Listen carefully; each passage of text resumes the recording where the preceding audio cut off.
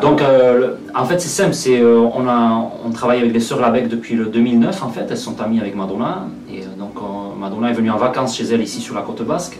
Et on a joué donc pour l'anniversaire de Madonna notre répertoire habituel, notamment le boléro de Ravel qu'on joue avec Katia et Marielle. Et de cette rencontre-là est arrivée une proposition en fait de la part du staff de Madonna pour participer à sa tournée. Donc c'est ce qui s'est passé. On est parti donc pendant 10 mois, 3 mois de préparation du spectacle et 7 mois de tournée, dans lequel on a fait 88 dates un petit peu partout en Europe, Amérique du Nord, Amérique du Sud. Et donc on est rentré, on a attaqué un enregistrement de notre deuxième disque. Derrière, on a fait une petite résidence d'artistes pour travailler notre spectacle. Et donc depuis, on a démarré la tournée, début avril, à la gare du Midi de Biarritz. Et donc dans l'ensemble des concerts que l'on a fait, eh bien, on a eu une proposition pour jouer ce soir au Théâtre de Bayonne. Bon, en fait, Issara, ce sont des filles qu'on connaît bien. Sean les connaît très bien parce qu'il les accompagnait en fait avant de partir en tournée avec Calacan et avant de rentrer dans notre groupe, il les accompagnait. Donc je pense qu'il peut en parler mieux que moi.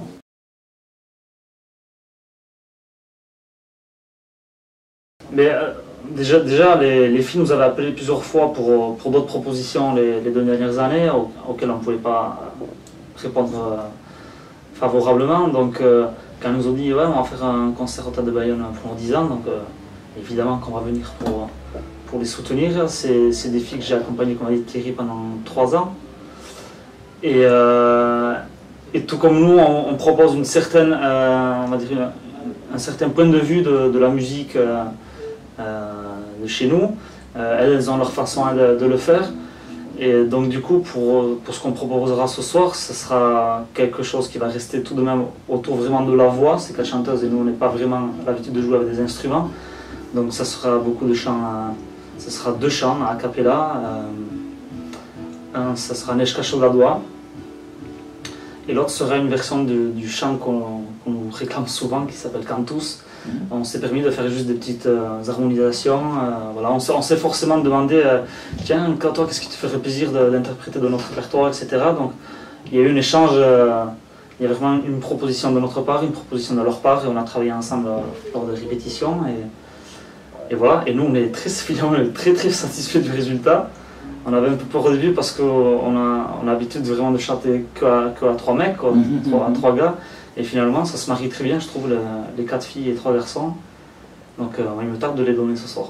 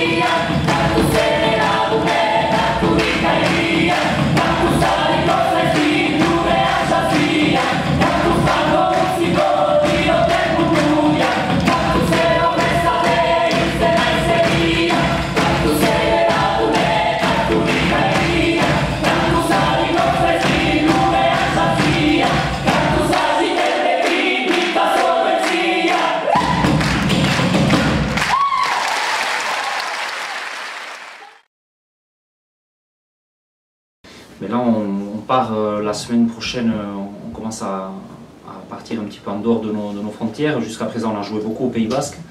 Et là, on va repartir sur la route un petit peu pour rejoindre les Sœurs Labec, à nouveau pour le Boléro de Ravel. On va aussi jouer en tant que trio, donc on part du côté du nord de la France, on va jouer en Italie, au Portugal, en Norvège. Voilà, pas mal de dates comme ça qui arrivent dans les semaines à venir. Et en fait, l'actualité, c'est la tournée en réalité. C'est quand même basiquement ça. C'est clair que notre souhait, c'est aussi d'aller jouer ailleurs qu'au Pays Basque. Donc c'est d'autant plus facile de pouvoir aller à l'étranger quand on fait une rencontre et il y a quelque chose à partager, il y a une motivation, il y a un échange, on apprend à quelqu'un d'autre aussi quelque chose de...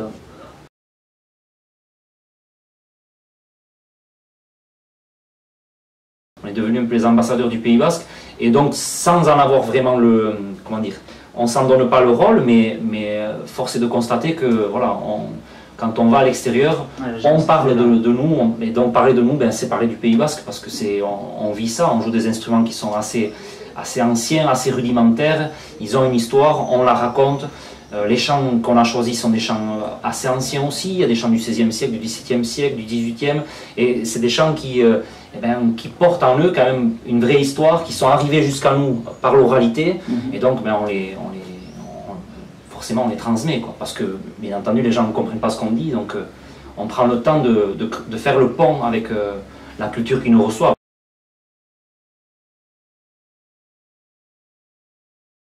Donc une devise qui nous caractérisait au départ de notre travail et que je trouve qu'il y a encore d'actualité, c'est Iturri saharretik edaten dut ur beti beriden ura, et donc ur beria beti edaten.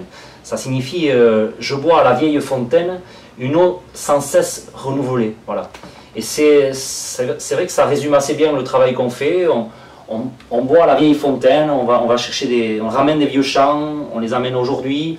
Et on renouvelle, quoi. Et c'est ça la tradition. La tradition, c'est transmettre quelque chose et donc trahir quelque chose, faire quelque chose qui est nouveau. Et ça, c'est notre manière de faire vivre, quoi, en fait. Parce que c'est ça qui est important, en fait, c'est que les gens aient envie. C'est ce qu'on essaye de donner dans nos concerts tout le temps. On fait chanter les gens, on les fait participer beaucoup pour ça aussi, pour leur dire que finalement, c'est pas qu'une question de spécialiste, quoi. Oui, la musique leur appartient aussi. Mais c'est vrai qu'il y a une musicalité dans notre langue, il y a quelque chose de... Je suis d'accord, c'est vrai.